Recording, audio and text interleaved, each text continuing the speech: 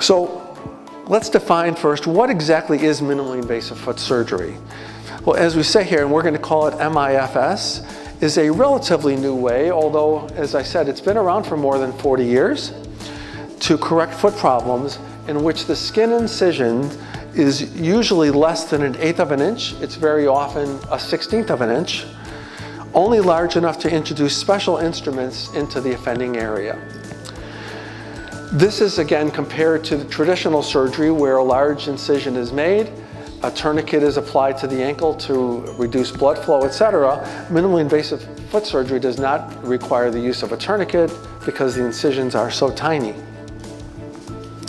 So what kind of problems can usually be corrected by minimally invasive foot surgery? Well, here are the most common ones.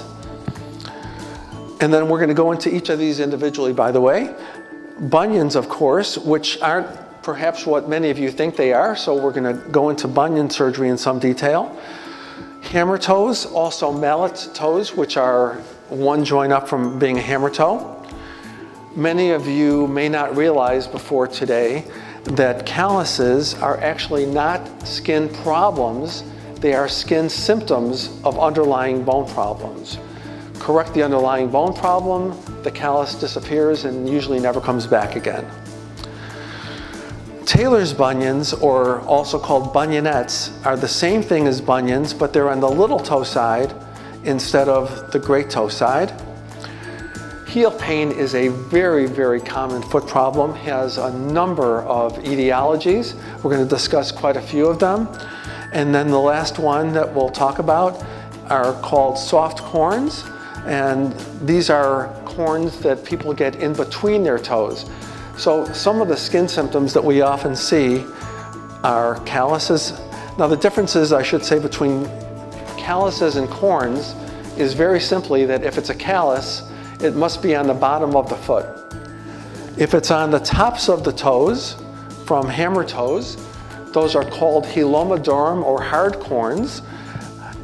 If they are between the toes, the moisture of being between the toes usually keeps the corn soft, so we call them soft corns, or the medical term is heloma mole. What are some of the advantages? Why would someone who's considering foot surgery be more prone to want to have a minimally invasive procedure compared to a traditional one? The first one is, thanks to the small incision size, minimally invasive foot surgery usually requires only a one-stitch closure, and indeed, many of the procedures that we do these days don't require any stitches at all because the incisions are that small. Next one, due to minimal dissection, postoperative pain may be greatly reduced. This is very important because there are actually 28 bones in each foot. Anyone having any idea of the 28 bones, how many of them have a nerve supply to them? All of them? Close, none of them. Okay? The bones in the human body, if you read Gray's Anatomy, you will never, ever, ever see a nerve going into a bone. So what causes the pain of surgery? It's not the bone cut. It's opening the foot, it's dissecting it, etc. So one of the reasons that minimally invasive foot surgery is generally less painful than traditional surgery is because the bones don't have any nerve supply. So if we're doing less dissection, making smaller incisions, there's going to be less postoperative pain.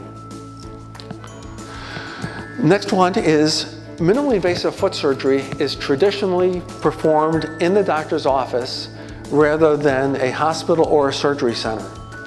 So, more convenient, yes. Less expensive, certainly not paying for a surgery center, not paying for a hospital. And very importantly, less chance for certain postoperative complications such as infection. I will tell you that my office surgical suite is cleaner than any hospital surgical suite in the world because there are no sick patients in my office. Okay? Minimally invasive foot surgery can be performed obviously under any types of anesthesia, but it lends itself very well to be performed under local anesthesia, which is again just numbing the surgical area the same way a dentist would numb the mouth to perform a dental procedure.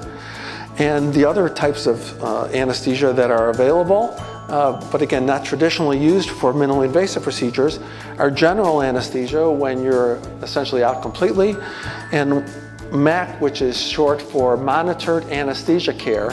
This is when the patient gets a propofol intravenous injection, is monitored by an anesthetist or an anesthesiologist, etc.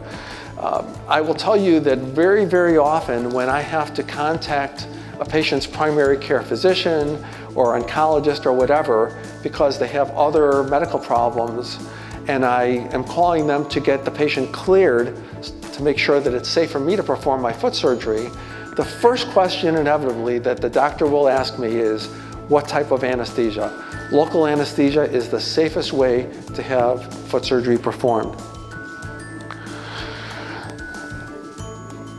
My colleagues love to put stuff in feet: pins, wires, screws, implants, plates, etc.